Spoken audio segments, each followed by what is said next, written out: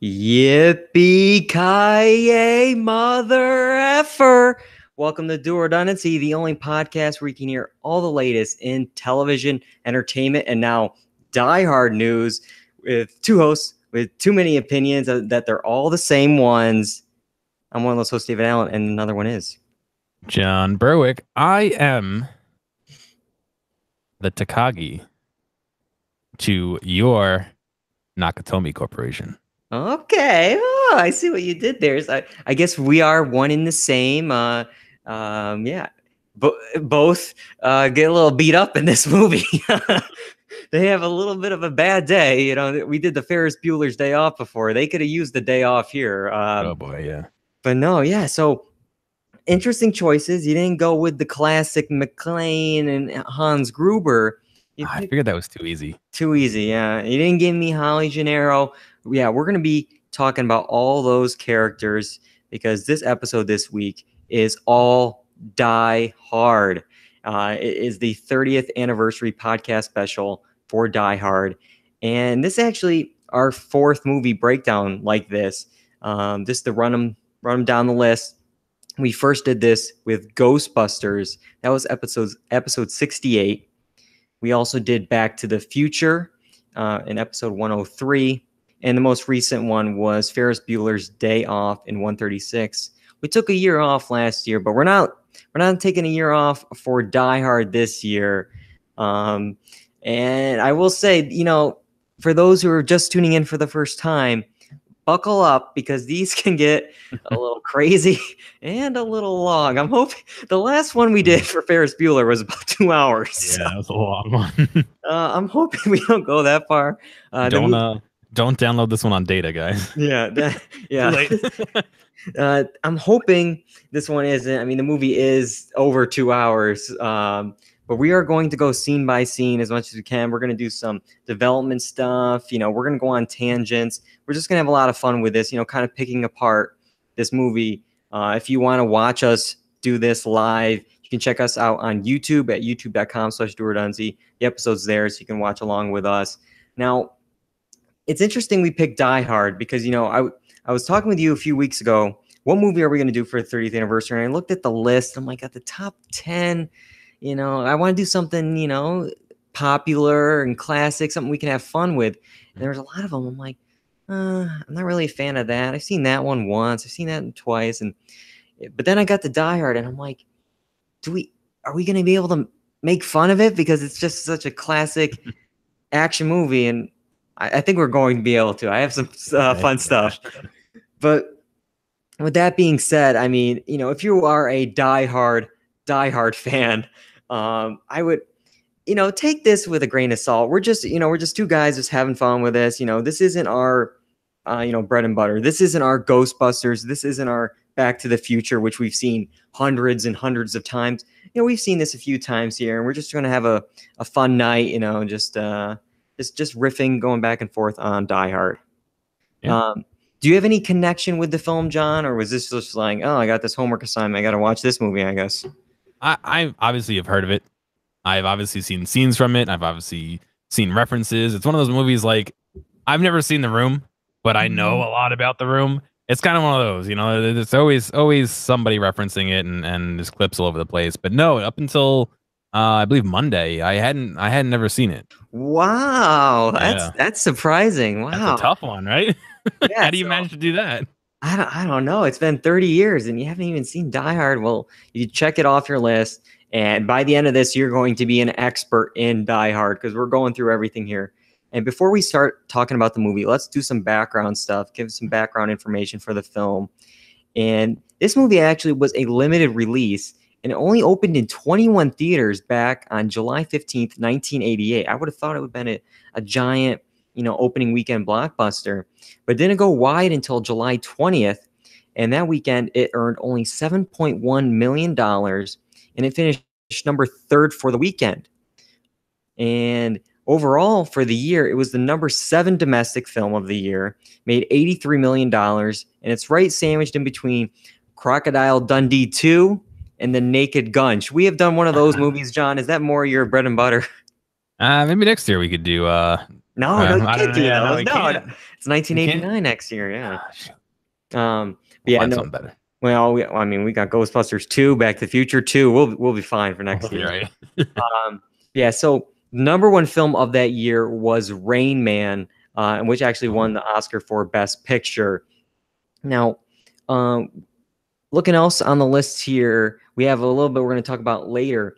Arnold Schwarzenegger, who was actually rumored to been one of the possible John McClanes for the film. He declined this film, but he ended up having a pretty good year anyways. He actually had the number 5 movie on the list with Twins, which makes me think how great of this movie would have been with Arnold Schwarzenegger and Danny DeVito as John McClane and Hans Gruber respectively. I think that would have made this film the number 1 movie of the year, Best Picture winner for sure. I don't even know if I could imagine it. Oh, I'm sure by the time this is posted, I'll have a trailer made up for this, combining the two.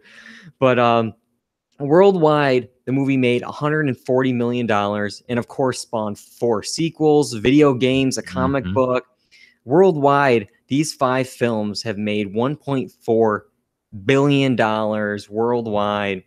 And this is the best of the best, though, because when you look at Rotten Tomatoes scores, this has a solid 92.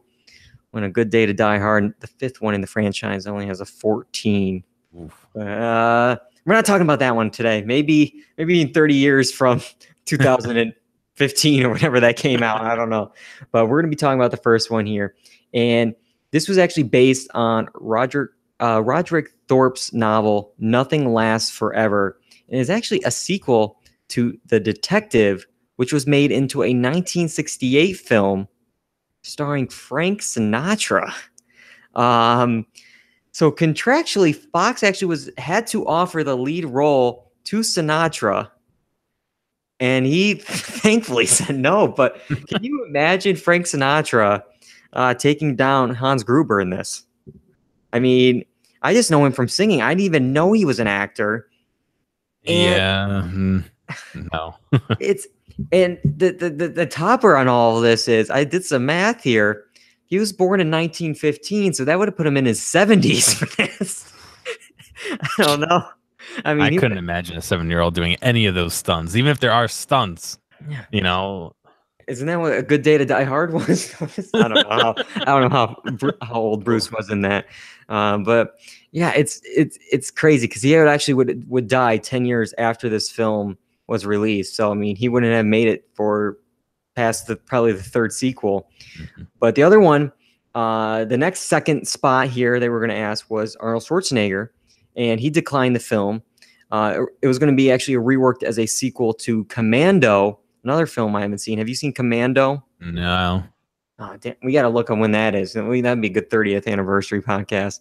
But the scriptwriter denies this. He says, no, that's not true. But other names on the list, Sylvester Stallone, Harrison Ford, and Don Johnson. Not Dwayne Johnson. Not The Rock? No. Don Johnson. Now, they all turned it down. Now, I know it's hard to look back on this, but could we see anyone but Bruce Willis as John McClane? I mean, in what the movie is now, no. I could see it being a different-ish movie. I mean, like if you put Stallone in there, I could see it being a lot more towards Rambo with, maybe a lot more of the opposition for him to mow down and all that, and a lot more maybe physical altercations and all that. But I don't think it would be the same movie by any stretch. I could see maybe Harrison Ford being a close a fit, but again, I don't think it would be quite the same movie. I think it would be it would be different. It wouldn't be the same. Yeah, I mean, between all these names, it's hard to look back and change history here, but I would think the closest might be Harrison Ford. But I think what makes John McClane work, rewatching the film, is you have kind of two sides. You have the action of Sylvester Stallone, but you also have, the comedy, kind of the wisecracks, the Han Solo of Harrison Ford. There's a lot of points in this film I forgot about that. John McClane's pretty funny. He's not trying to be funny, but there's points where I'm cracking up in this film here. So you need a combo of the two. It's interesting, I mentioned Dwayne The Rock Johnson, because just about 2-3 weeks ago, Skyscraper came out, which a lot of people are comparing to Die Hard. So I guess that's a version there. I haven't seen that movie. MoviePass kind of ruined that for me. That's going to be a whole in and out point in a few weeks if it's still around. But yeah, I mean, I'm trying to think of an 80s, movie star that could do this, and I just, outside of those names, I'm kind of coming up blank for people here. I mean, most of the 80s films I remember are comedies. I mean, are we going to get Bill Murray, Michael J. Fox? Like, I don't know, like, Matthew Broderick. Like, I don't, you needed Bruce Willis here, which is interesting because Fox was very, very reluctant to give the role to Willis. He was known primarily as a comedic television actor. He was in Moonlighting, which started back in 1985. So he was known for that. He was a TV star, and TV and movies really didn't mix that much back then. And I looked at his IMDb here. He had like only 3 uncredited movie roles, and then Blind Date in 1987, and then Die Hard. And it's just like, well, that's a pretty big jump to be the lead of the film. I mean, he wasn't even on early posters. They were so like reluctant to make him think he would be a box office draw. But the crazy thing to me is they gave him $5 million for this role. And to put things in perspective, that was big at the time. That was Dustin Hoffman, Warren Beatty levels of money, at the time here. So even though they were reluctant, they gave him a lot of money to lead this film, and it definitely paid off. I mean, they got a new action star, and it really launched Bruce Willis's career for sure. You got a whole franchise, basically. Yeah, they got $1.4 billion off of this. I mean, yeah, it's not a bad day. And I would think, the real star of this movie outside of Bruce Willis, though, is Nakatomi Plaza. I mean, this is another character of the film, is this building here. And this is actually the 20th Century Fox headquarters, Fox Plaza out in Century City. And it at the time, it was like the building in the film. There wasn't any real adjustments to it. The building was actually still under construction when they were doing it. So it kind of, tied in perfectly there. I couldn't imagine working there now and just being like, because the floors I would hope are finished at this point. And but you could imagine being at your cubicle and being like, this is where John McClane pushed Hans Gruber out the window. Spoiler alert, I guess. But I mean, somebody got shot at my desk. Yeah, it's like this is the spot where I could see the blood stain still from Bruce Willis's feet, walking across. Yeah. But the company actually charged itself rent to shoot the exterior and interior scenes here, which is, I just think is so Hollywood that, yeah, it's a Fox film. You're shooting at the Fox headquarters, but you're going to pay us the location fee to shoot here. It's just money circulating throughout the company. I wonder if they had to do that for insurance reasons. Yeah, I wonder that. And also, I swear I remember an article where a lot of companies were really, really hesitant to allow this film, when they were maybe looking for locations, they're like, oh, I don't really want our building, portrayed as this, building that can easily be taken over by not terrorists, they make it clear, robbers, and explosions, and just kind of seeing that destruction. Maybe they didn't want to do that, and maybe with it being kind of in construction, they could get away with a little bit more, destroying things, because it could be a fake glass window that they can just install and not, I don't know. But yeah, I don't know. I'm assuming no, but have you ever been out to California and have seen Nakatomi and Plot in person? I've been to California, but I have not seen Nakatomi Plaza that I know of.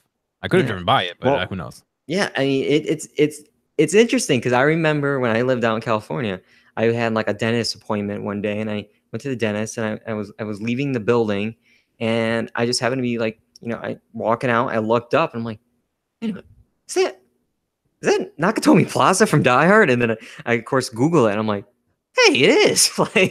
And it was just one of those things where it's just oh, it's just, you don't really, it's just a part of the scenery. It's just part of everyday life. You just drive by it and oh yeah, that Bruce Willis was hanging out, from there. But it would have been really cool actually to be in LA the last few weeks, because last Saturday actually they hosted a screening of the film on a parking garage right across from Nakatomi Plaza, so you could watch the movie with Nakatomi right behind you. I mean, that's pretty cool. That's pretty cool. Like I once not to keep going on tangents about other things here, but I was once at the Cannes Film Festival and they did the Jaws anniversary screening right there on the beach, and that was just really cool because you're watching Jaws and the water's right like there at your feet, and you're just like, it's kind of like, brings it all together here. But yeah, so Die Hard is a classic action movie, but a lot of people consider it a Christmas movie, and I want to attempt on this podcast tonight. I'm gonna give out facts and figures throughout the night here. I want to prove, this is my thesis, that Die Hard is a Christmas movie. Before we jump into the film, where do you stand initially, John? Are you Die Hard is a Christmas movie or is not? I don't think it needs to be Christmas to watch it. Are you asking if it's a movie to watch near Christmas or if it's a movie about Christmas? I guess either or, John. Like either or.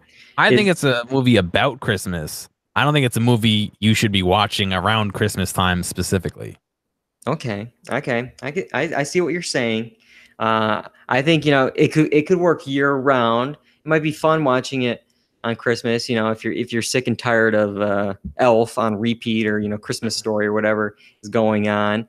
But I have a quote here from the Comedy Central roast that was just happened or just aired earlier this week from Bruce Willis. This was his ending lines of the roast. I'm gonna have to stop it early. I had to find a clip without too much language here, but let's see if I can play this for the show.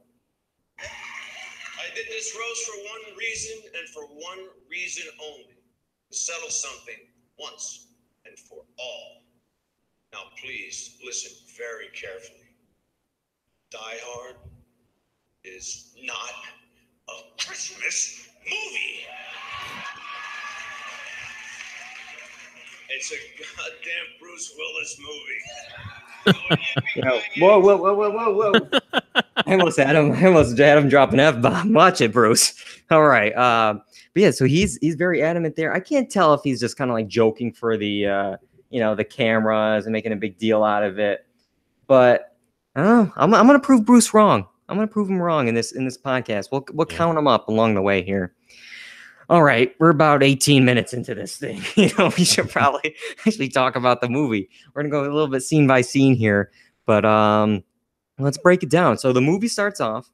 Bruce Willis, he arrives via airplane, and he learns a trick for air travel. Take your shoes off and make fists with your toes. John, have you ever done this? I can't say it's in my repertoire of travel recommendations or things that I do. Yeah. Keep your shoes on when you're on the plane, okay? That's the number one thing. Especially the airports are gross, dude. Yeah, I mean, you already have to take your shoes off for the security reasons. You don't need to take the socks off, and it's smelly, it's gross. Don't do it.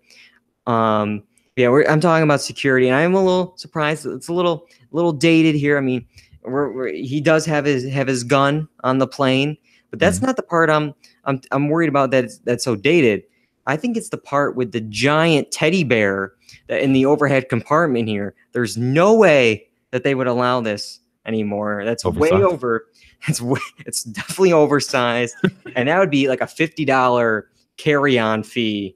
No way is Bruce Willis paying $50 to ship a teddy bear across the country. No way.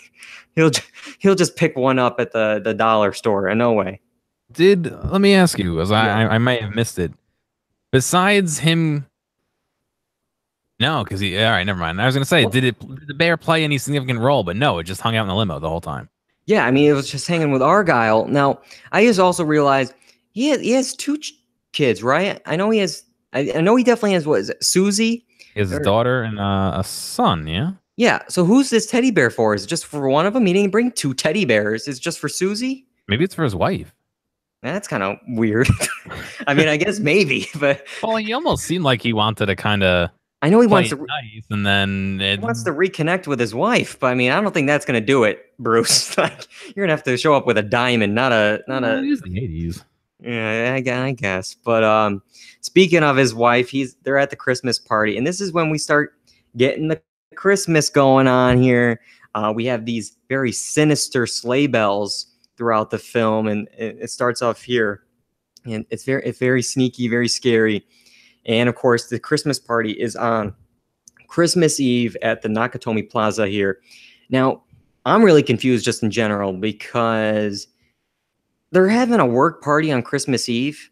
Like, these are all like parents? You know, there's this at one point a couple is trying to go and have sex, and I think these are like the worst parents in the world. Where, yeah, they're okay. It's 6, 7 o'clock at night. It's Christmas Eve. I'm gonna get drunk and have sex at this office party. Like, how late? Like, have you had an office Christmas party, and have you had it on Christmas Eve? I've had one, but not on Christmas Eve. And it didn't go super late. I mean, we left by 10:30 maybe at the latest. Yeah, I mean, you don't. Yeah, I remember, working on a bunch of different shows, and whether it's a Christmas wrap party or it's just a regular Christmas party in the office, it would never be close to the 24th. Normally, if you're lucky, you can even get like the day or two off beforehand. They let you out early dismissal, whatever it is. But it's like, yeah, we have like a potluck like the week before, like in a conference room at lunchtime. Like, that's our Christmas party. We're not going crazy at these things. But then I also looked up, just for kicks and giggles, I'm gonna look. I'm assuming it's 1988 in this film. When was Christmas Eve? Christmas Eve was a Saturday, John. Oh, wow. It wasn't even on a weekday. So not only are these people, working the weekend, they're on Christmas Eve, but it's Saturday and they're not with their kids. And if they're doing any, like, maybe they're doing an overseas, big deal or something, maybe that's why they had to be in the office. Overseas would have been Sunday, most likely. So it would have been on Christmas. And I know it's not, it's celebrated everywhere in the world, but I think for the most part, Christmas is a universal holiday, especially in the States, to, relax. And if it's a Sunday, like, but I don't know. It's 2 though for the tally. I'm counting the sleigh bells and the Christmas Eve party for our Christmas total so far. Now, we now meet Argyle. He's in the limo. He's getting picking up Bruce Willis, and I have a hard time getting him at first, because at first in this first encounter at the airport, to me he seems really like nervous. He seems kind of weird. It's this is my like first time. He just seems very just nervous, and then it immediately cuts to him in the car, and he's just like laid back. Oh, you gotta relax, Bruce. You gotta this car. You just relax. We got CD, CB, TV, telephone, full bar, VHS. I mean, they're stocked up. CDs and VHS players. But then we get to a point where he puts in a cassette. Wait a minute. All right, buddy. I thought you had the CD, CB, TV with all this baloney. You have a cassette player too? Why wasn't that on the talking point? But who has a cassette of Christmas music? That's my biggest problem in this. How many Christmas albums do you own, John? Me, none. My parents, a couple. Yeah, maybe it's just it's an older thing. Maybe because we have a Spotify playlist. But like, I wouldn't like Argyle had to go out and buy a Christmas cassette. Like, not just like this. Have you heard this new Run DMC Christmas album? It's a must-have. I got to go get it, for my limo. But yeah. So, but Bruce, at first he didn't know it. He knows it's Christmas. He's like, "Oh, got any Christmas music?" And Argyle's like, "This is." And it's like, so all right, there's 4. Christmas music and the Christmas conversation. We're up to 4 points already. We're only a few minutes into the movie. But yeah, Argyle's very talkative, and this thing is not dated at all, because this is every Uber and Lyft I've had. It's like, you just want to relax go to the party, and it's like, hey, what are you doing? Oh, you gotta relax. Oh, want to check out this music? Oh, it's like, all right, like, all right. But now we're getting introduced to Holly McClane. Excuse me, Holly Gennaro. She calls home, and we talk. I believe it's Susie, who makes it clear her last name is McClane, but Holly goes by Gennaro, and that's how it is in the system. It's her maiden name in the computer. And when John McClane asks her later about this, she says, quote, "This is a Japanese company, you know. They figure a married woman, she's on the way out the door." All right. Do you understand that? I guess like they think, oh, a married woman, I guess she's gonna have kids and leave, I guess. Like, is that what she's implying? I'm guessing either that or the fact that she's married but separated, which I don't know if they would know, but maybe the whole, shakeup of her life would not be good for whatever types of deals they're cutting. Okay, I could see that. But also, like, I just wonder, how would they know she's like married or not with the McClane name? Okay. Oh, like, you could be married as a Gennaro. Like, I don't know how this works, especially like, is this going to be like suspicious to payroll? Like, is she still, I guess the question is she still a McClane when it comes to like her like driver's license, or, like legally, is she in McClane? Because, I think the payroll is going to be like, you're Gennaro, but I'm making checks out to McClane. Like, who are you? And then I think the biggest thing is the CEO, Mr. Takagi, he buys, or rents a limo to pick up. Who would this be then for Holly? Like, oh, just some guy at the airport. Let me go pick him up in a limo. Like, I guess she would have to say, like, no, it's my husband. Wait, I thought you weren't married. Like, there's some confusing elements in this here of what Holly's story is and how it all checks out. I don't know. Maybe she just doesn't want the McClane name, but overall, she also just acts like surprised when she sees John. It's like she called literally about 2 minutes ago to make a room for him, possibly at her place. The CEO got a limo, yet was still like, "Oh, you're here." It's like, yeah, like there was a limo that you got your boss to get for me. I showed up, like, but I don't know if the boss is really with it, because we see, I just wrote him in my notes as the sleazeball, but it's Harry Ellis, and he's caught clearly by the boss, not only in Holly's office, but he's definitely doing drugs. Like, it was just like no big deal. Like, you're just in this other room, just snorting cocaine. All right, go back to the party. I'll see you soon. Like, the boss just does not care. But I guess it's the 80s, right? Like, yeah. Well, yeah. But yeah, so Bruce Willis is looking her up in the computer, but I'm also confused why she had to like look him up in the computer to begin with, because after, it's like, oh, she's on such and such. It's like, oh, yeah, they're the only ones left in the building. It's like, then why didn't you just tell them from the begin with that there's only a few people left and they're all at the holiday party on this main floor? Yeah, like no ID. He just came in, went up to the floor, and I'm just confused to how many people actually like work here, because there's 34 floors. Most are still under construction, but they have this one company party. It looks like do they fill the building with those people at the party? Did responsible parents actually go home to their children for Christmas Eve? Like, do they own? I'm guessing they own the whole Nakatomi Plaza. That sounds about right, but yeah, I mean, I guess each person gets a floor in the building. Like, that's a pretty sweet deal. But with that being said, they don't even have a guard for the parking garage. I mean, they just let the bad guys roll in because there's no one there checking any kind of gate or any kind of system like that.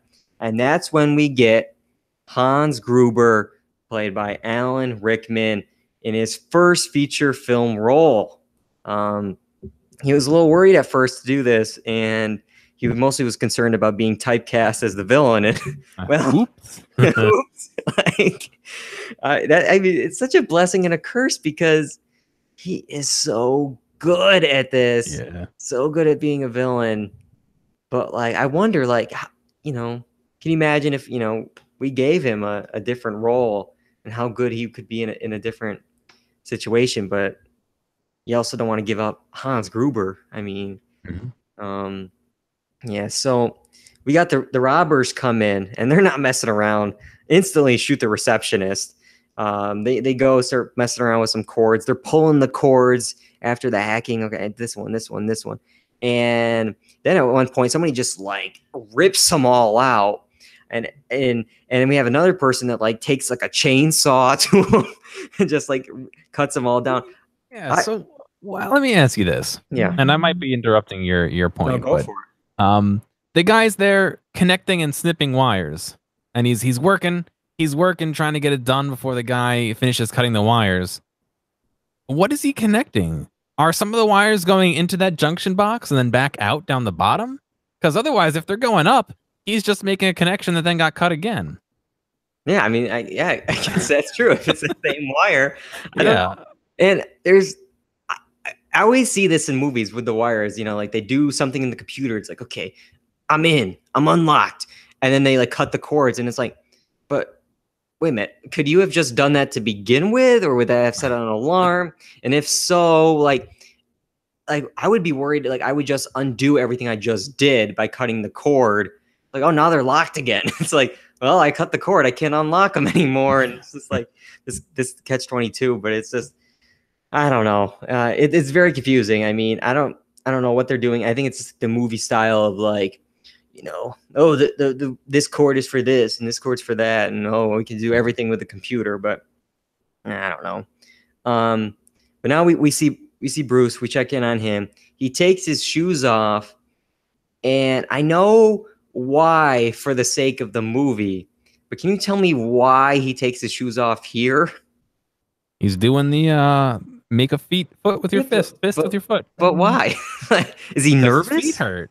Oh, his feet hurt. I thought he was like because I thought it was like a trick. So when you're like nervous on the plane, like is he nervous at this party for some reason?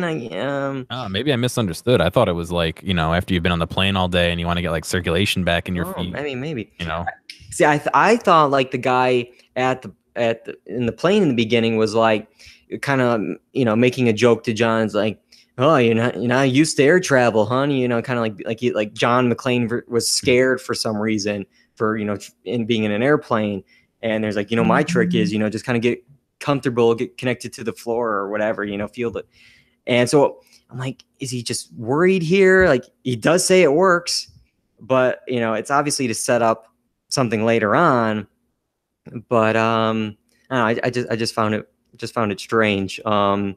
And of course, as he does this, we get the big attack. They take the CEO. They bring him into another floor where they have all these models. They're really excited to see this highway model. They're like, ooh, it's just like, it looks like just two roads that like the divide and then converge again. It's very like unpractical where it's like, all right, well, you guys can go to the left and the right, but then they all meet up again in the middle. I don't know what they were doing, but they want what's in the vault, and they say it's $640 million in bearer bonds, and they say this is 10 days of operating capital for them. Wow, like that's a lot of money, right? Like that is a lot of money. They're spending $64 million a day. Like, do we have any idea of what the Nakatomi Corporation is doing? Like, I don't think they ever mentioned in the film what they just building roads that are, or are they building the models for other companies? Because they had a bunch of different models, so maybe, you know, they make the models to sell to other corporations. And you got to buy a lot of supplies to build models, yeah. Yeah, those paints and little action figures aren't cheap for high quality products as they were showing there. But yeah, and they ask, you know, you want money? What kind of terrorists are you? And they said, who said we were terrorists? And there's so many great lines from Hans Gruber, and one of them is here. And he says, I'm going to count to 3. There won't be a 4. And he goes, well, you're going to have to kill me. He's like, okay. He just kills him. Like, he just has this so nonchalant, like, all right. And which is funny because I guess it goes against Alan Rickman because the director said he would kind of cut away whenever Hans Gruber shot a gun because Alan Rickman had a very uncontrollable habit of flinching when he was shooting. You could see him actually wincing. This is like one of the times where when he shoots Takagi, like he shoots him and you could see him like, not be the badass villain, with no, I mean, with that being said, I'd be like, I'd shoot a small gun and I'd be shot across the room with the recoil. Like, I'm no expert, but I just think that's funny. And then he goes up to tell the hostages, and he just goes, well, he won't be joining us for the rest of his life. It's just like the timing of how he says it is just like, yeah, he won't be joining us for the rest of his life because he's dead. Like, it's just, oh well. But yeah, John is doing whatever he can to, kind of sound the alarm. He literally pulls the fire alarm. He's trying to call 911 to cancel, but I guess the phones aren't working because they cut all, they chainsawed all the wires down. But I thought I remember at some point, like they said, oh, call out to 911 and like say, oh, it was just a false alarm. So I guess there's still a phone that's working somewhere in the building. Right? Maybe that was the 4 wires they connected. Oh, maybe yeah, it was those small wires. But I mean, what about that guy with the chainsaw? He cut them all down. Maybe you would assume all like. Can you imagine being that guy and like Hans trying to make a call and it's like you cut all the wires, all of them? I would have. He'd be flinching again, pulling that trigger on him. But yeah. But a bad guy does find John, and they have a little bit of a fight, and he's, there's rules for policemen. And, if you looked up loose cannon cop in the dictionary, you would see a picture of John McClane because he just does not give an S. He does not care. He'll do whatever it takes, especially, to save his wife here. Both of them fall down the stairs, and somehow only one of them is dead. Not the protagonist of the movie, the other one. But, and we would be like, okay, well, Argyle is still sticking around. Maybe Argyle has heard, the fire alarm going off, some shots, some kind of activity, anything. No, he's too busy jamming to his Christmas cassette. Maybe at this point it has to be like, how long are cassettes? He must be on the second or third repeat listen of this. But Argyle, I want to talk a little bit about him here because I'm confused by him, and maybe you can help me understand this. He says I'm pretty sure it's like his first day. I'm not like, I think he was a cabbie beforehand. Yep. First time doing the limo here. So I'm assuming it's his first day. But he acts like he runs the place.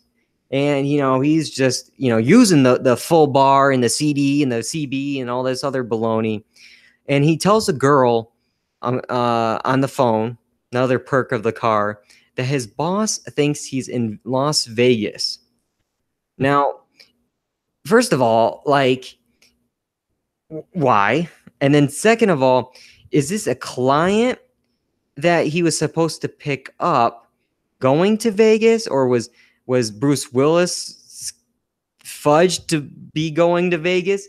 And if so, like, is there somebody now missing that should be in Vegas? Like, yeah, Vegas is quite a drive from California, so it's not even like, it was a small detour. It was literally hours and hours and hours. Yeah.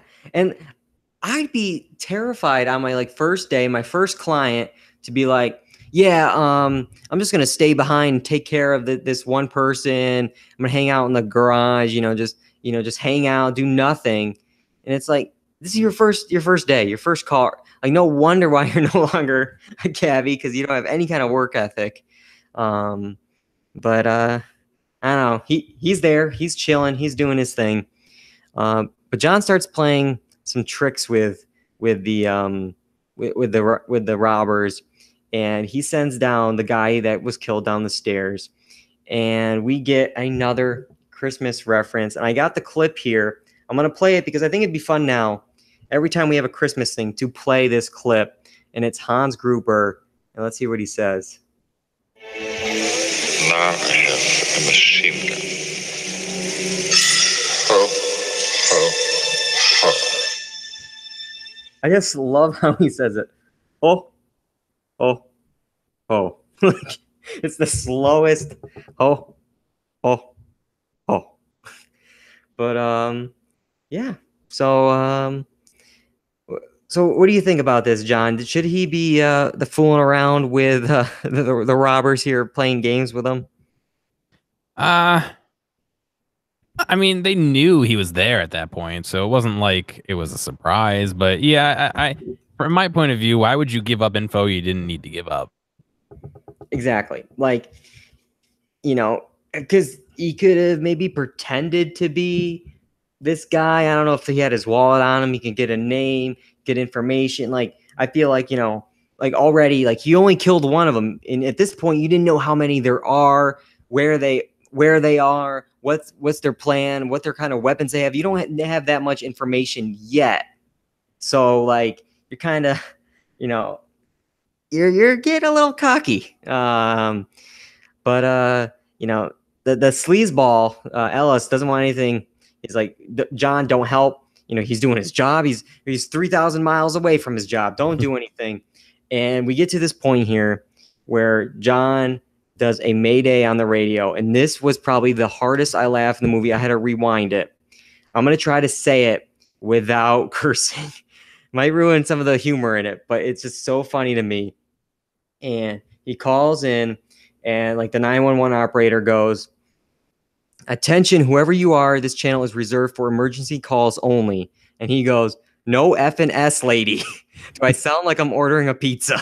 I just was like, yeah, it's like a good point. Like, yeah, what do you think I'm doing here? I'm just pulling, you know, oh yeah, like, I can't access my DVR. You know, like those random like 911 recordings of, oh, my pizza's 30 minutes late. It's like, no, like there's a hostage situation. You know, get your butts here. No, F and S, lady. Like, but then, you know, he tells him, you know, they've killed one hostage, and she does the same exact speech of like, this is for emergencies only. And she goes, "Otherwise, I have to report this as an FCC violation." And he's like, "Fine, report me. Come the F down here and arrest me. Just send the police." And it's just, yeah, good point. Like, yeah, if you're not gonna get me for the hostage situation, get me for an FCC violation, you know.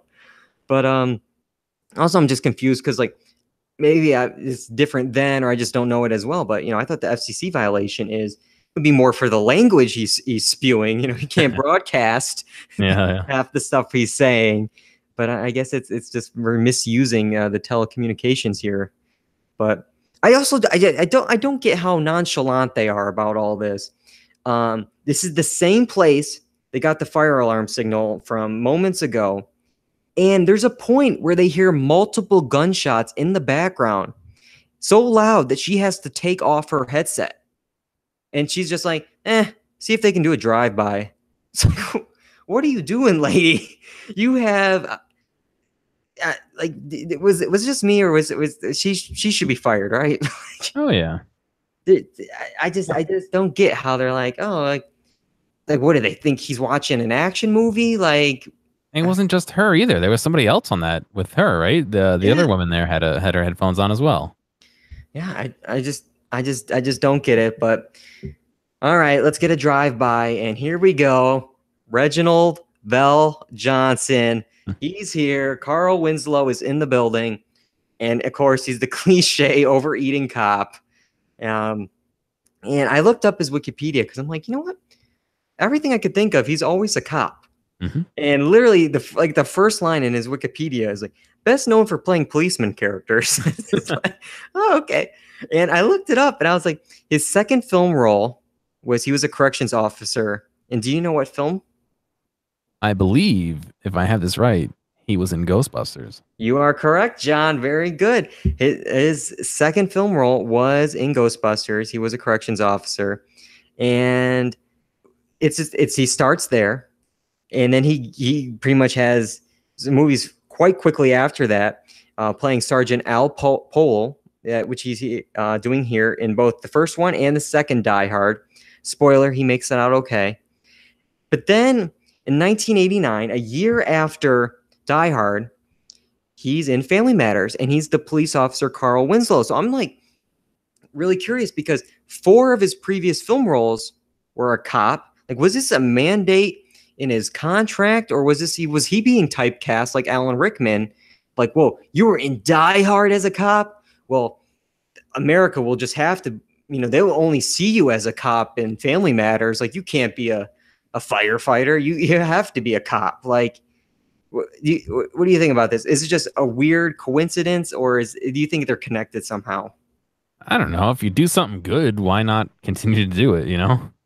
I guess, yeah. I mean, I'm wondering also maybe it's some kind of like I can't remember how Die Hard 2 ends, but maybe like he has to go into like witness protection, and he like moves to Chicago, and becomes Carl Winslow, and I don't know. Maybe there's something there, but Bruce is in an air duct. He says one of the very famous lines, "Come out to the coast. We will get together, have a few laughs."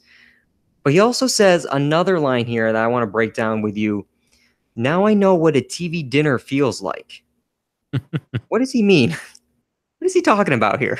I'm guessing he means squished into a little small area, just packaged up real nice and neat, and Yeah, I guess. Yeah, if to me it's like a weird thing, because at first I'm like, I guess, is it like some kind of like microwave? Like, is it hot? Like, he's feeling like, boxed in, as you were saying, but it just seems very like specific that it's a TV dinner, because also TV dinners are frozen, they're wrapped in plastic. There's things that aren't really working with this metaphor.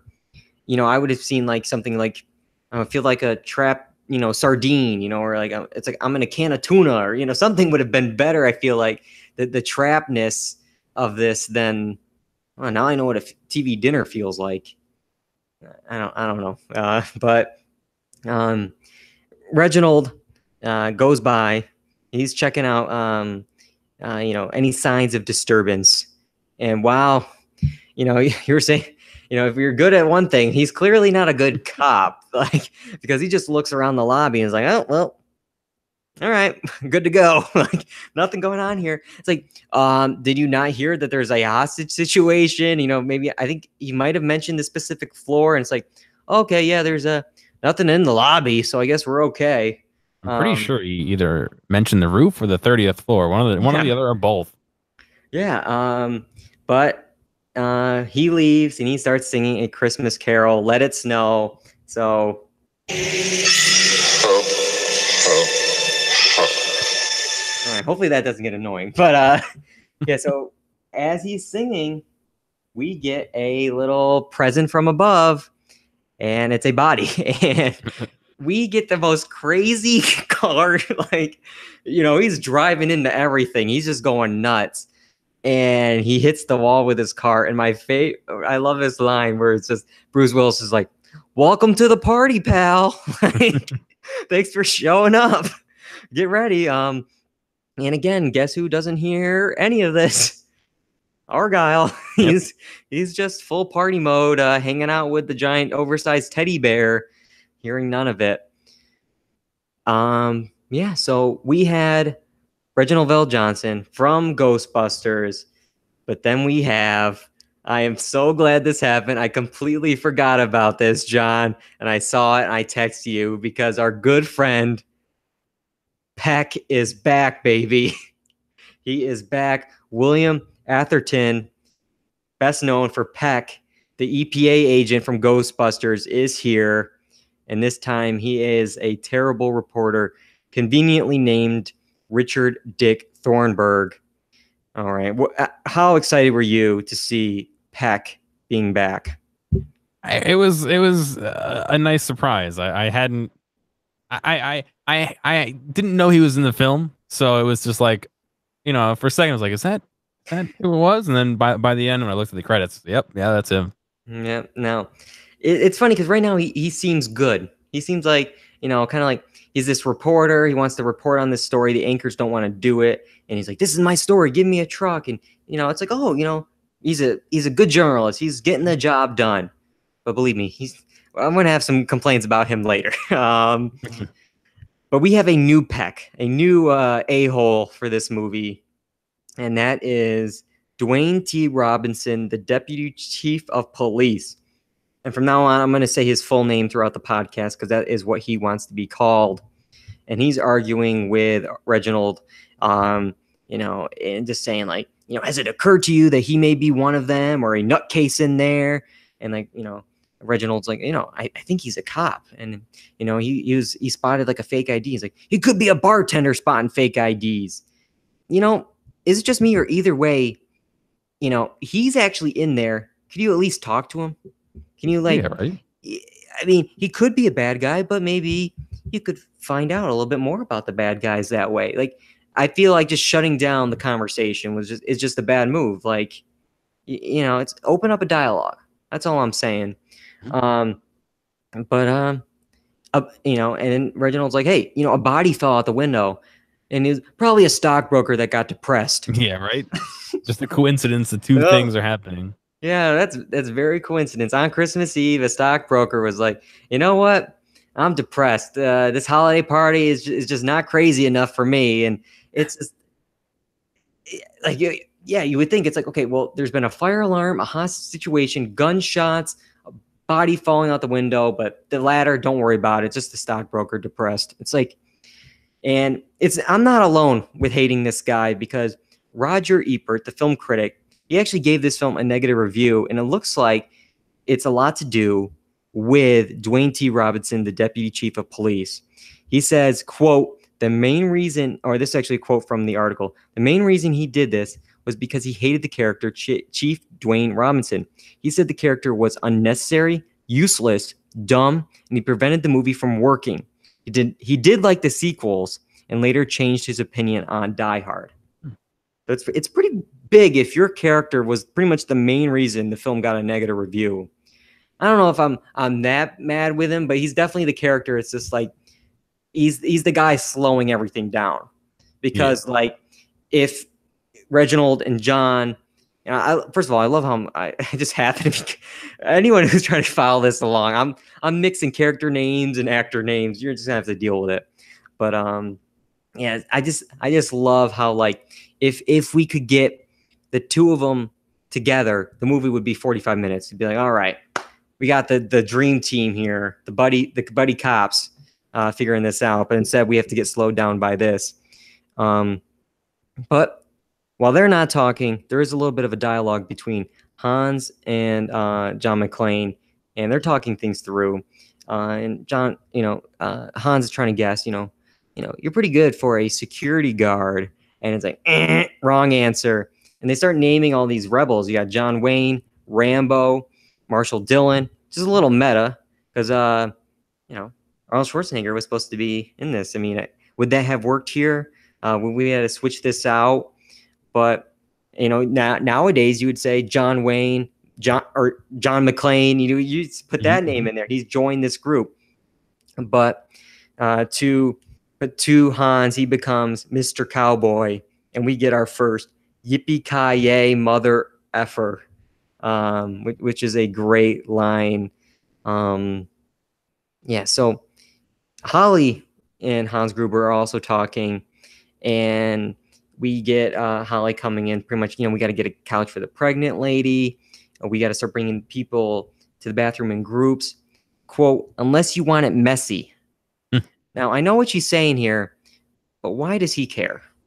Why does he care? I mean, all right, like, we've seen him kill people. Like, all of a sudden, it's like, oh, yeah, you're going to be sitting in urine. That's disgusting. I'm going to, like, am I wrong in thinking this? No, not only that. I mean, spoilers, I'm jumping ahead a little bit, but didn't they plan at the end to double cross and blow them up on the roof anyway and kill them all? Yeah.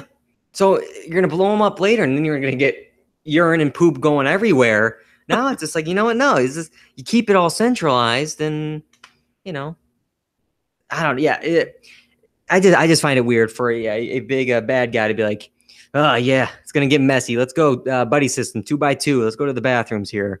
But you know, she's smart in this scenario though. She does say her name, but she says Miss Gennaro. So that's good.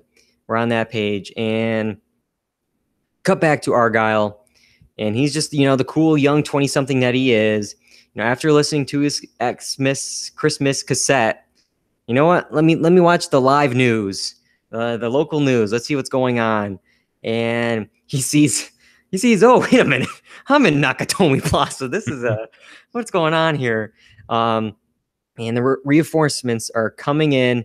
They're going to take over the building, and we get the Nightmare Before Christmas poem being read to warn the other robbers that they are coming. So that means, and that's another one. We're up to 7 so far, John. And we all the robbers are getting into position. One is at some kind of like, I don't know, convenience store in the building. They have a line of candy bars. I know this is a small detail, but he gets distracted here, and it looks like he's either going for a Crunch bar or a Hershey bar. Really? Those two, John, are those the two that it's like, all right, I got to drop everything, got to drop this very important plan of robbing this bank for a Hershey bar? Would that stop you? No, I wouldn't go for the Hershey bar. No, you're going for a Snickers. You're going for a Reese's peanut butter cup. You're not going for a Hershey bar, a Crunch bar. That's also pretty. That's a 6-year-old candy. Yeah, there's no drinks here. Milk. There's no milk. I mean, it is Christmas. You got the milk and cookies. Maybe that's what they were going for here. It's another reference. Should I play the? No. I'm not playing the clip. Don't worry about it. But yeah, so they start shooting the lights though, and I love this where Reginald's like, you know, hey, they're shooting the lights, and then you know there's a pause, and then the new Peck is like, hey, they're shooting the lights, and it's like, oh yeah, good job, buddy. But we get the giant explosion of the tank, and then we get another hit just to be rude. But John McClane has his own little explosion cocked up here, and he somehow gets it looks like a copier, and he like throws it down the elevator shaft. To me, I think this would have like leveled the building. The explosion in this. What's the strongest point in the building? It's got to be the part that A, moves, and B, lifts people around, you know? Yeah, and it's like it's so much that he jumps back, you know, because the flames just rise so much. It's huge, so much so that the old Peck is outside the building. You know, tell me you got that. And you know, first of all, his EPA character would not like this because that is a lot of pollutants into the environment right there. But this guy loves it. And we get another great exchange from Dwayne T. Robinson, the deputy chief of police. He says, you know, to John, you know, I got 100 people covered in glass. And then John's like, who gives a S about glass? And it's like, well, soon you will, John. You will. You'll definitely care about the glass. But he says something here, which I can't believe I'm going to kind of say it on the podcast. But okay, to set this up, Neinfeld posted a death count YouTube video. It's kind of cool on Twitter to check out. 23 deaths in Die Hard, which to me also it feels a little low. Maybe just like the violence is so long that it seems like more people died. Does 23 sound right? Yes, only because how many were in the gang? It was like 17, I guess, something like that. It was less than that, yeah. Yeah, I guess that's true. But yeah, it's like you got at least the security guard, Takagi, Ellis. I mean, obviously Hans at some point. The rest of the team. I guess the two Johnsons in the helicopter. Yeah, so maybe it's just because of all the explosions. I just it seems like it's more and all the but yeah, I guess that seems right. But no sponsor pays me on Reddit said you're actually missing one in the number there. It's not 23, it's 24. You miss McClane's murder of Dwayne T. Robinson when he says, "I'm not the one who got butt effed on national TV, Dwayne." Slade, drop the mic, John McClane. I'm not the one who just got butt effed on national TV, Dwayne. I just love like the extra Dwayne at the end too. But yeah, so Ellis, speaking of him, he says, you know what? I negotiate $1 million deals every day. I'm gonna fix this here. And it's I love this scene. He thinks he's figured him out. And the henchmen give Hans Gruber a look and they're just like, want me to shoot him? And he's like, nah. I kind of want to hear this. I kind of want to see where this goes. He's just having fun here. It's like, and sarcastically, he's like, "Oh, you're amazing. You figured this all out already?" And like Ellis is like, "I watched 60 Minutes." It's like, okay. I love also like the time period in this here, like all these like 20, 30 somethings are watching 60 Minutes and just like, it's just maybe I'm a different generation here, but it just doesn't seem like the cool thing Ellis would be doing on Sunday nights is watching 60 Minutes. But he does call Hans Bubby, which that's a no-no. But he claims he can get the guy upstairs. It's like, oh, okay, cool. Meanwhile, Reginald and John McClane are having, it's getting a little weird between them. At one point, they say, let's see if I have this line. John is feeling underappreciated, and Al's like, "Well, I love you. So do the other guys." Because he says it at first, and there's like a weird pause in the film. It's just like, wait, what was that, Reginald? It's like, no, the other guys love you too. It's just not just me. But they're talking about something here that another reference, John, because they're eating Twinkies. And is that another Ghostbusters reference? I thought you were going to say it's a Christmas reference, and I was about to tell you to get out of here. I don't know. Is it a Christmas reference? Don't pick that up. That's just him laughing. It's just him, at my joke here. But yeah, no, right. I mean, we have Peck, we have Reginald VelJohnson, we have actually Wilhelm von Humberg. He is James here. He plays Vigo the Carpathian in Ghostbusters 2. Mm-hmm. But yeah, I mean, come on, there's a little bit of a coincidence here where there's a scene in Ghostbusters where they talk about Twinkies the size of whatever that is. I forgot the reference. It's been 4 years at this point. But yeah, they're talking Twinkies, and this actually is a pet peeve of mine. How does Reginald VelJohnson know the ingredients of Twinkies by heart? I don't know.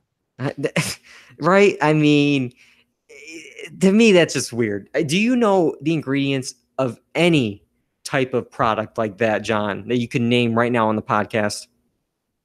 Iced tea has water and tea leaves. Oh, that's good. No, I'm talking about like something like processed, like Pop-Tarts or anything like that. No. But he knows the specific color of the dye, and he eats them all the time. But I eat Swedish fish all the time. I could not tell you what that is. It's sugar, red dye number 12. I don't know. Swedes. And a lot of other things. And maybe Hans Gruber knows what's in that. But he knows this conversation's going nowhere. So Hans Gruber interrupts, and he's like, "I got somebody who wants to talk with you." And John McClane's like, "Oh crap, it's my wife." And nope, it's here. It's the sleaze bag. It's Ellis over here. And he told Hans that, "Oh yeah, we're old friends. You're my guest at the party. You just do what he says. Capiche?" Has anyone in the last 30 years used the phrase capiche outside of like Joe Pesci? No. Yeah, they saw Ellis do it, and it's like, all right, let's just retire that word. Capiche is capiche. We're done. It's over. But yeah, he says, they want the detonators or they're gonna kill me. And it's like a pause. It's like, did you hear me? And it's like, yeah, I heard you. It's like, and then John McClane has to be like, yo, this a-hole is not my friend. Tell them you don't know me. And I just, as much as I'm picking on this Ellis here, the slow look he gives just to being worried, just the slow look of like, uh-oh, and he takes this, the swig of the Coke he got, he requested before another one bites the dust. Add to that the death tally. But Dwayne T. Robinson, Deputy Chief of Police, is not happy. He you let this guy die. It's like pulling the trigger yourself. Hans wants his comrades to come out of prison, and he has a lot. He has I believe 7, 5, 9 for a total of 21 comrades he wants out. Does that sound fair, John? No, I don't think so. I think he's asking a bit too much here. Yeah. I mean, not only is he getting possibly $650 million, but he's also getting 21 people. A couple of them, he doesn't even know who they are. I think he said something like, I saw a documentary, I saw a piece on them. Maybe he's watching 60 Minutes too. He's just asking for stuff. But he gives him 2 hours. And again, it's Christmas Eve, Saturday. You're not getting a lot of stuff done with the government on a holiday on the weekend. It's not going to be that quick. I'll tell you that. Nope. That does not move anywhere near normal pace. Yeah. Well, we have this next scene here, and it's a good one because we finally get Hans Gruber and John McClane meeting up, and this is the moment. This is the moment where it's good to have someone like Alan Rickman because, initially there wasn't this meeting between the two of them. It wasn't supposed to happen, but they wrote it in when they discovered that he actually could do a convincing American accent. And it's so good because, you get this moment and, obviously Hans knows who he is, but it looks like John doesn't know him. And he pretends to be this scared hostage, and he ends up getting the gun from Willis. And he also notices here that John is barefoot. That's very important. And there's a point where kind of breaks his character, and he goes to shoot, but it's not loaded. And yeah, John's like, you think I'm effing stupid? We get a little bit of a shootout, and these guys, I don't know what they were aiming for. Because to me, this before Hans is like, hey, start shooting the glass, they're just knocking out all the windows. Like there's almost nothing left before he could say, oh yeah, shoot the windows. They're just going nuts here. And you're gonna have to help me with this because there is one of the blonde guys keeps sliding like this like flash bomb. And I think does it do anything? Is it just like a diversion? I mean, typically what flashbangs are used for is to blind the target and to, kind of make their ears ring so they can't really tell what's going on. So that didn't sound like it was anything, too loud, but, it could be used as a tactic to maybe blind him for a few seconds. Disorient him. That it might be something because like he does it in the beginning too. He does it with the first guard in the lobby, and it's so weird because like he does it around the corner. There's just one guard there already, pretty much facing his back to him. Does the flash, bomb thing, and then he shoots the guy. And I feel like that was just like an extra step just for movie magic. It was just like, well, this does nothing. I mean, there's no more shooting at this point. It'd be one thing. It's like, oh, as soon as the gun fight happen, you throw it in and then you start shooting, so then John doesn't know where it's coming from. But it's like, all right, this was just kind of like at the end, like little I'm out, just a little extra for nothing. But yeah, so before he starts walking here, we get a very serious moment between Reginald and John. It starts off kind of funny at first. John is ribbing him, what do you got, flat feet? Something had to get you off the street. And Reginald's like, well, I had an accident. It's like, yeah, the way you drive, I can see why. You run over your captain's foot. And no, I shot a kid. It's like, whoa. Ooh. Can we go back to talking about Twinkies?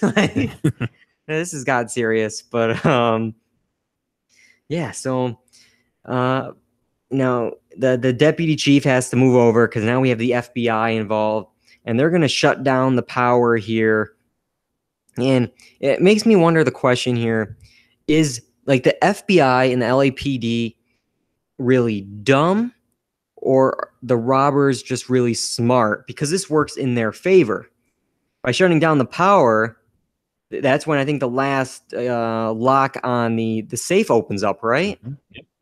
So, like, what do you think? Is it a combo between the two? Are they just like did Hans like know from like the terrorist playbook here? You know, it's like, okay, well they'll do this, this, this, and this. So let's plan on this, this, and this, and this. Or, you know, like what's going on here? Just combo of the two? Considering they didn't really have another plan that we know of, I think he was just banking on it, you know? Yeah, Hans was. He was just like, all right, yeah. I mean, they're going to want to do that. They're going to turn the lights off. They're going to do all that stuff. But while they did turn off the lights, they didn't turn off the music, because as they play that, open up that safe, we get some Christmas music. And the safe is open here, and we see a bunch of cash, obviously, but we also see some like artifacts. Like, did you see that? Like it's like some museum pieces in there, some statues, which makes me wonder, like, what are those for now? Like, is it just some like, you know, company? Like, does the CEO just keep his stuff in here in this safe? Yeah, are they trying to purchase collectibles as some kind of like liquefiable like assets or something, you know? Yeah, I don't know. It was just weird. But let's go back to Peck. It's been a while. Their old friend Mr. Peck, he has all the info now on John McClane, and he goes to the McClane house. Susie is there, and the maid is there, and she's not letting Peck in. And this is the Peck I know. This is the Peck we've come to hate, because he threatens to call the INS on the maid. And this is the one time too bad we didn't have fake news here, because or John McClane could have used it, because this ruins it for this is a huge thing for Hans, because he gets an interview with the kids, and Hans sees this, and he somehow puts two and two together, that the picture that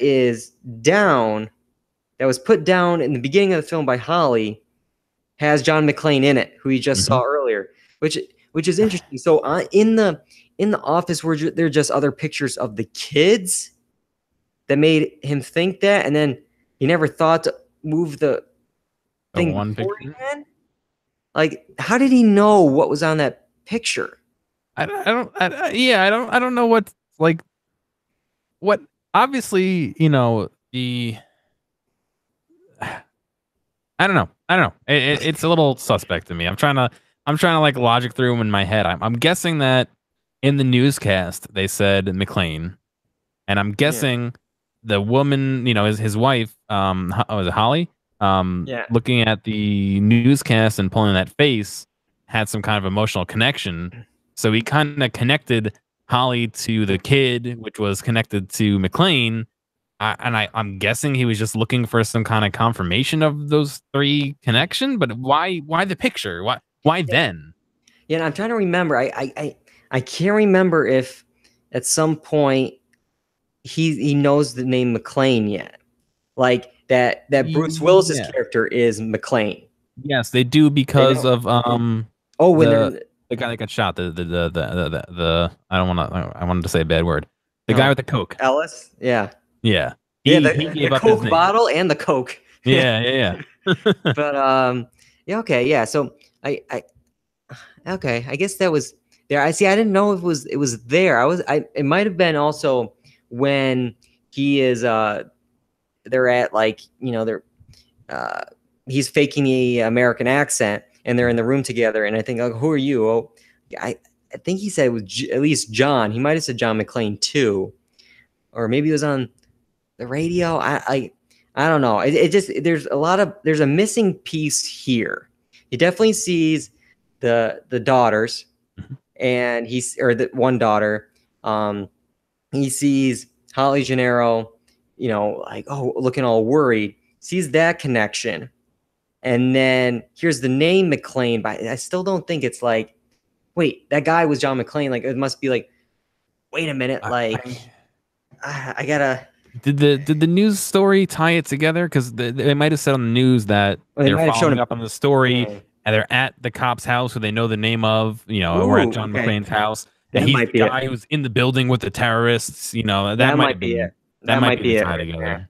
there. Yeah, that might be. I might have missed that. But yeah. So let's see. Where were we? I was jumping around a little bit here, but yeah. So now the FBI, they're willing to lose 20 to 25% of the hostages because the hostages are going under the roof, and the roof is rigged. But already it's like, really, guys, you're willing to lose a quarter of the hostages for what? For killing, at this point, how many's left? 4 bad guys. Like, I don't know. Like, I feel like they're just like the 911 operator. I think they're all on autopilot. It's Christmas Eve. They don't. I don't know. I think that's just a lot. And we get this long beat up sequence here between the long hair blonde guy and John before he's hung. He's thrown against the wall, and John finally makes it up to the roof, and he just must look like the biggest crazy person because all these people are still like dressed up from the party. And he just comes in with like a bloody shirt and a machine gun, and it's just like, "Where's Holly? Where's Holly?" Speaking of shirt, at what point in the movie did it turn from white to brown? Because I noticed that too. It's too even of a brown for it to be like, dirt and grime and sweat, which obviously he's getting, some blood on him. It's obvious he's getting all that, but it's like actually just a brown shirt at some point. Yeah, like it's almost like he went through like a dirt pile or the mud or something. Like it's even too even for that. It almost looks like he went through like a vat of dye or something, He did his laundry when he was there, and he put a black shirt in with his white clothes, and it's some like the red and the pink, it mixed it and it made it gray. Like, I don't know how. Yeah, I don't know how he did that. Yeah, you would think, man, was he when he was sliding in the as a TV dinner? He was like he was a Swiffer wet jet in there and like cleaning it. I don't know, with all the dust. Yeah, it is a little crazy, but yeah, he does look like a crazy person, not only to the party people, but to the people in the helicopter. And they're like, oh, that must be one of the guys. I mean, I guess it makes sense here. But he does a stunt here that, yeah, reminds me of the skyscraper, the jump that Dwayne the Rock Johnson does. He repels off a building with a fire hose tied around his waist. And boy, was it perfect timing, because the roof just happens to explode at that exact moment. He makes it in the window before like the weight of the other thing, carries the fire hose down. The helicopter explodes. And I would have to assume at this point, Con Edison is so happy that they turned off the electric at this point, because the amount of explosions, and maybe they turned off the gas too, because this whole town would just be blown up at this point. It would just be, there would be no LA left standing with all the explosions going on. It's just crazy. I don't think they're going to get in trouble anymore. Argyle at this point must be up from his nap. If he's sleeping through this, he has to go to the doctor, because a lot of explosions are going on. And he crashes his limo into an ambulance where the bad guys are, I guess, were using it to escape with. Not a bad plan. I guess emergency scene, gonna have some EMS. Gonna have some EMS there. I will say though, it's gonna be a little awkward when there's all the FBI around, and they just see out of the building a ambulance comes through. It's like, did we send an ambulance in? Oh, okay. But it's interesting because the film's ending was actually not finalized when shooting began. And this is actually a sign of that, because the truck that they bring into the beginning is actually too small to actually house the ambulance that comes out of it. Some, it's one of those things I think you wouldn't notice unless you've watched it 30 times. But yeah, it's there. They obviously didn't have it planned going in, but you make it up as you go along. Some of the best moments, like the Hans John McClane confrontation, definitely worked because of that. All right, well, we're getting down to that wire here. Hans now has Holly, and she says the word Jesus. And I might be pulling something here, John, but go with me on this, because it's almost like she is calling him that. He's like, Jesus, like, how did your shirt get so dirty? No, how is it gray all of a sudden? But no, she's saying Jesus as you see this bloody figure with this glow around him come through here. And he kind of probably looks like Jesus at this moment. And I'll have to say, that is a Christmas reference, because Jesus has something to do with Christmas. And we also, at this point, don't really know it yet, but there is something on the back of John McClane using Christmas tape. They show it, I guess, in the mail room. I guess they were wrapping presents for the party with very specific Christmas tape. So that's two more. So I'll just play it once, though.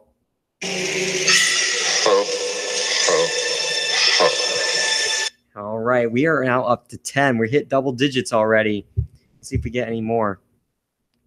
But now Hans mentions his plane here.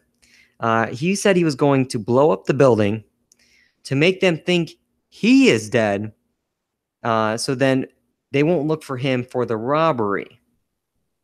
What? Wait a minute. So you got the explosives that always were going to be on the roof, and the building is going to stay up from that? Like, from blowing up the roof, I guess the building's going to stay up, but then also, won't there be some bodies? And did they not have the technology in the 80s to be like, oh, this is Hans Gruber?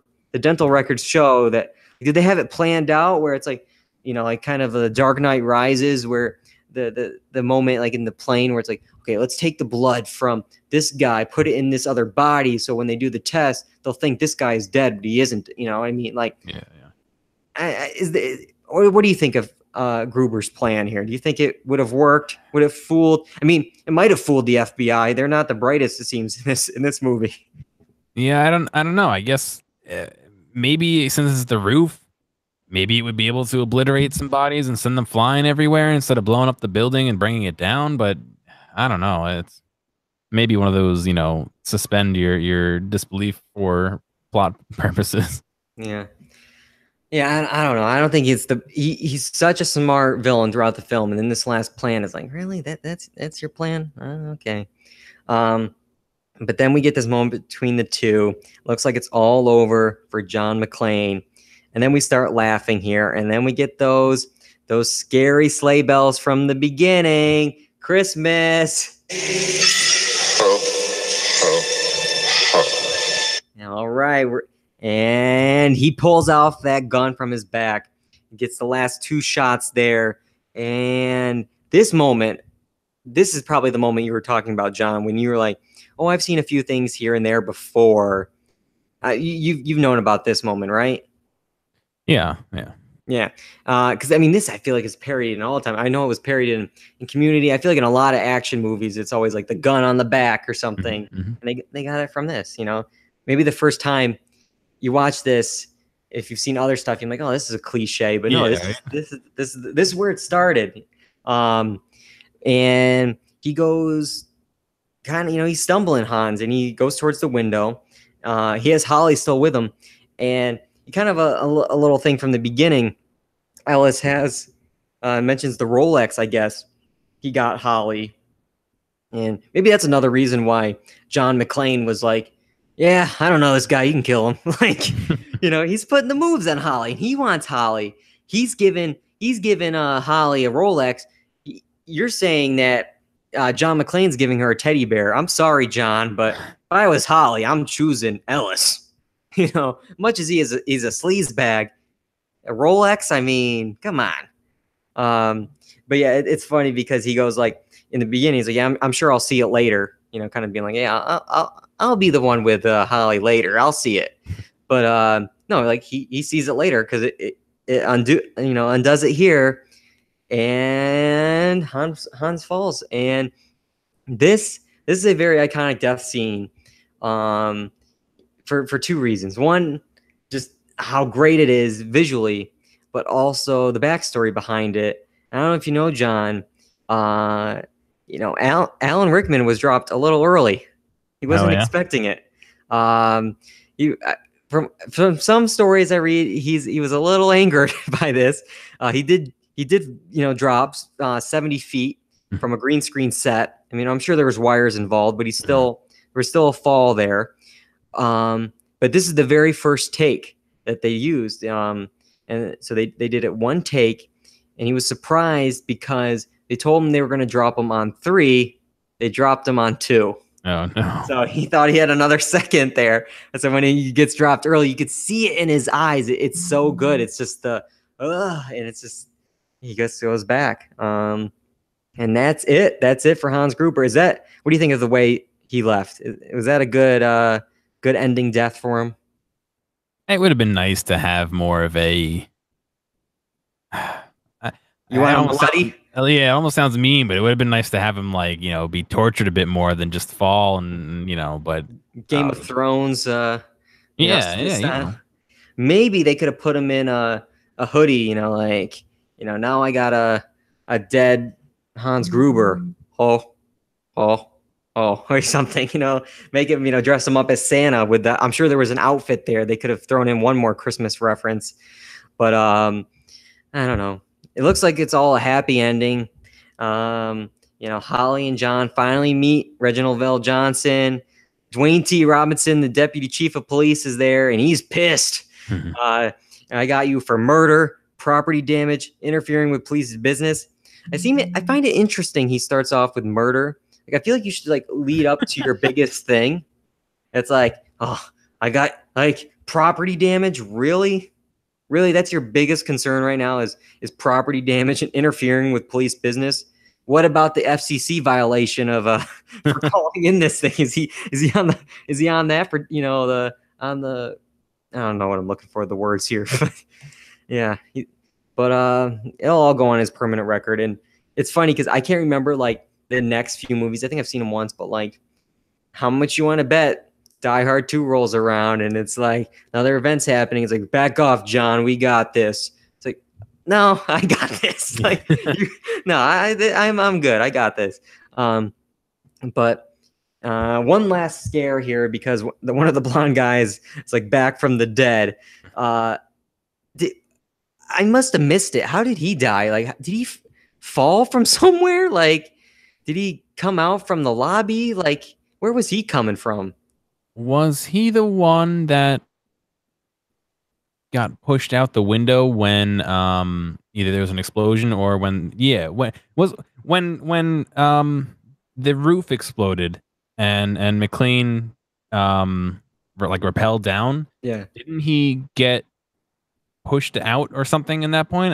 I'm trying to think. Yeah. I'm not sure at that point. I'm trying to think though, but because if he also did get there, where did he drop from? If he dropped from the whatever height that Hans Gruber dropped and died from, because he would be dead, dude. He must have dropped from the second floor or rolled up in the lobby somehow. I don't know how he survived that to then have this last moment scare, but it doesn't matter because Carl Winslow saves the day. He was scared, because he shot a kid back in the day, but he saves the day here. And I just love John McClane's look. He's like, all right, put the gun down.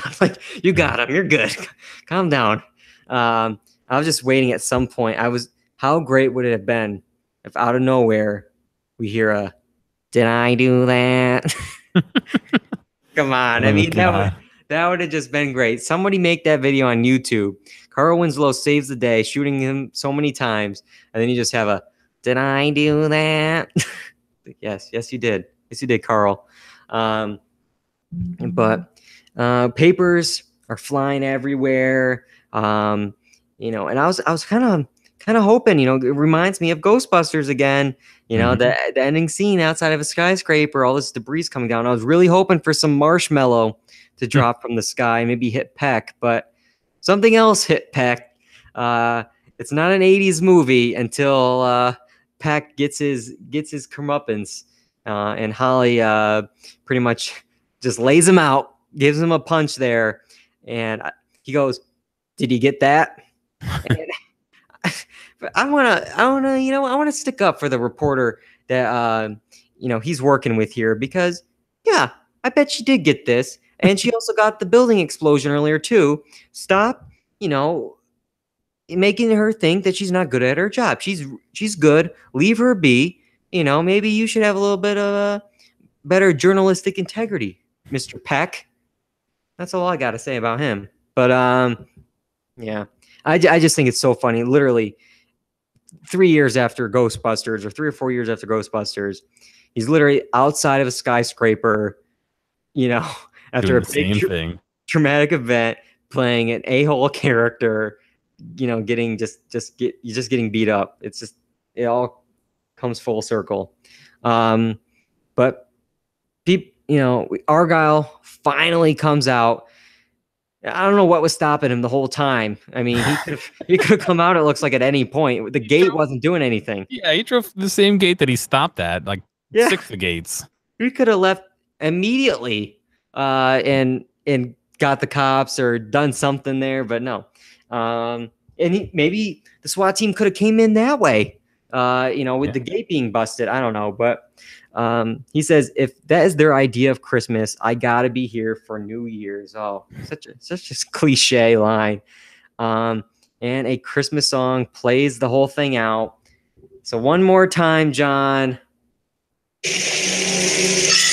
Ho, ho, ho. You know what that makes? You know how many that makes, John? 12? That makes 12. And remember that song, The 12 Days of Christmas? Get out of here. I'm going to try it here.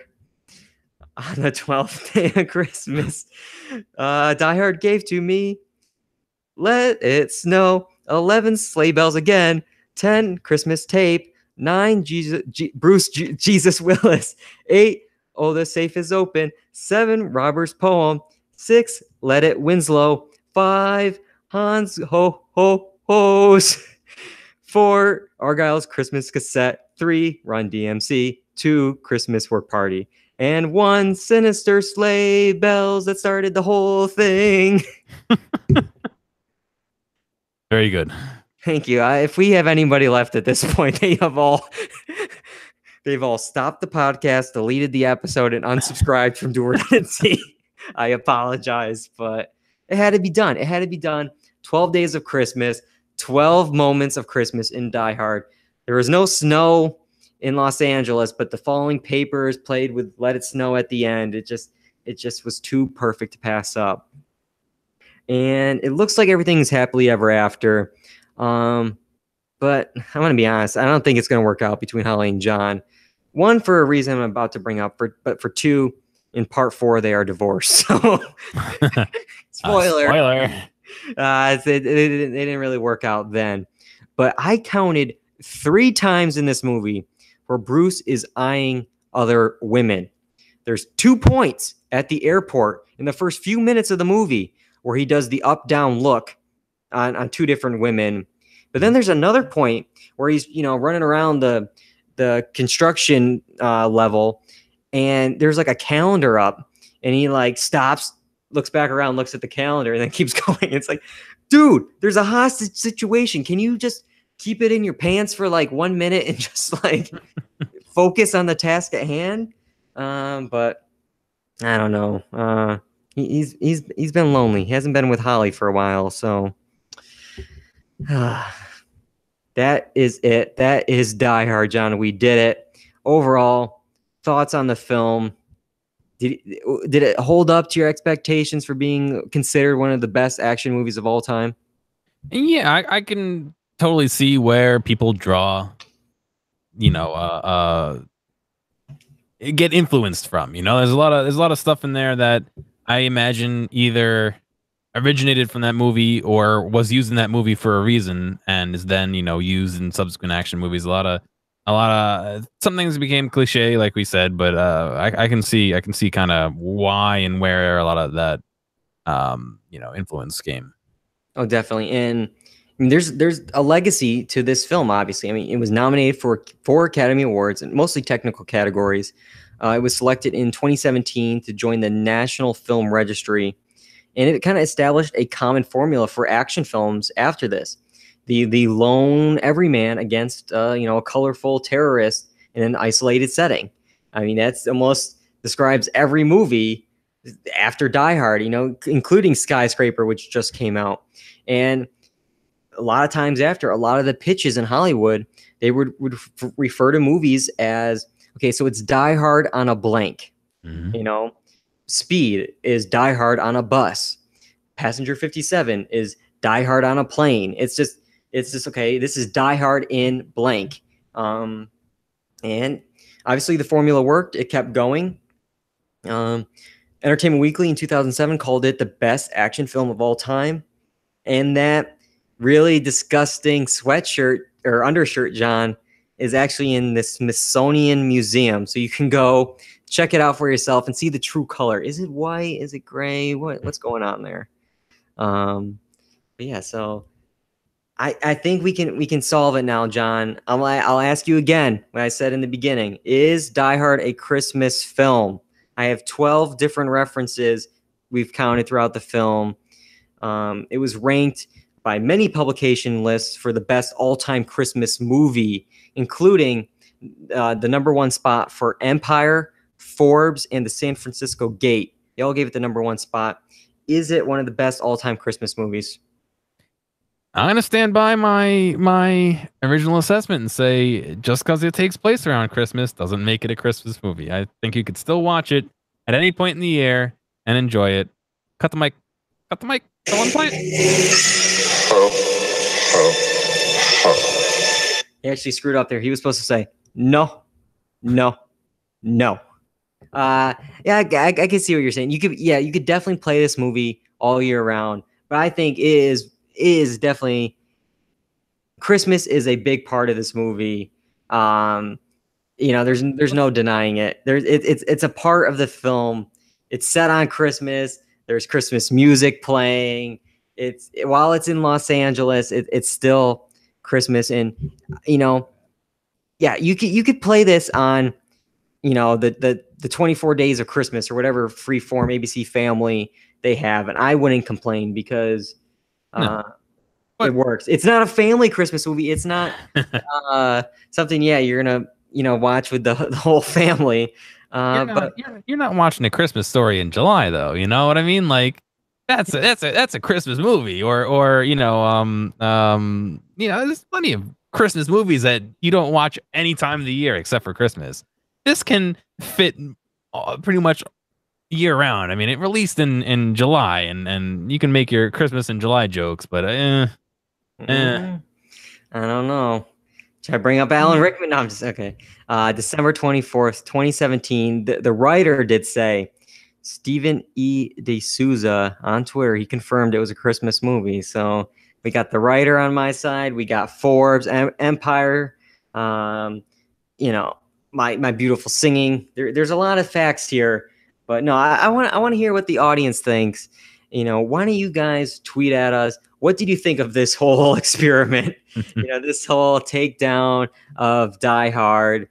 Let us know on Twitter @Dual Redundancy. There you can see what other shows we're doing because we have a lot of different stuff. Normally we focus on television and entertainment news. We have a lot to come up. Emmys are just around the corner, and later this month we're going to do some of our best television moments that relate to the Emmys. We're going to look at the shows that are nominated for comedy and drama series. We're going to post our reviews for them, breaking down those seasons, what we thought about them. We're going to have predictions coming up. There's going to be a lot of talk about that. Maybe summer movie wrap up. There's a lot to talk about, so make sure you never miss an episode of the podcast. Go to Facebook, go to YouTube, youtube.com/Dual Redundancy, on iTunes, and of course the blog, dualredundancy.com. And if you like this, check out some of the other podcasts we've done. As we mentioned earlier, we've done this for Ghostbusters, we've done this for Back to the Future, and we've done it for Ferris Bueller's Day Off. A lot of movies to talk about, and a lot of us just going scene by scene by scene. These are a lot of work. I might need a break next week. It takes me a long time to do this rundown and watch the movie. It's a lot, but and with that being said, John, I could not do this without you. I would just be, you help me reel it in sometimes, because I could be here for 6 hours just talking, and you're not going to be editing that down to put it up on iTunes. But yeah, just thank you for doing this with me, going on this journey and helping me out with the technical side of things. And couldn't do it without you, man. No problem. All right. Well, that's all we got for this week's Dual Redundancy. Until next time, I'm David Allen. I'm John Berwick. And that's all we got for Die Hard, the 30th anniversary podcast special. Yippee-ki-yay, mother effer!